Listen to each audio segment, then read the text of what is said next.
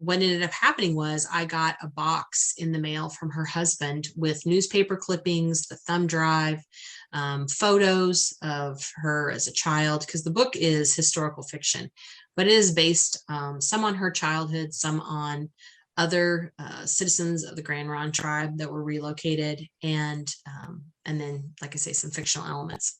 So I was concerned because I thought, okay, I have no one to ask about, you know, to verify tribal realities, for the nation, etc. So Lee and Lowe sent me out to meet with the Cultural Resources Department at Grand Ronde. I said, what I would like is to be able to access your archives and visit with you all and ensure that what we're representing is accurate. And if it's not accurate, then I want to make sure it's changed.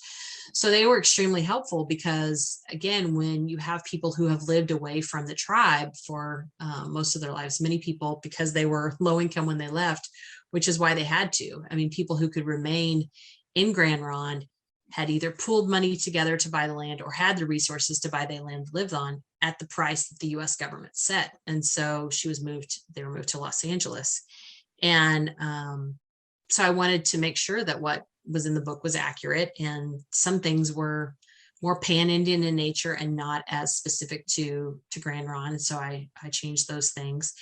And I wanted to make sure that I was using that what she had for the Chinook Wawa language was what they were actually teaching right now, instead of, what would have been maybe what her grandmother, other people said. And so I employed my mom and my husband to help with fact checking of other things, because a lot of people, are very aware of what went on in 1957, when the bulk of the book is taking place. So was Popeye really afloat during the Macy's Day Parade, that year, et cetera? I mean, kids can Google things, right? Adults reading the book will be like, that wasn't what that tool cost in that year, et cetera. I don't want those kind of things coming back to me.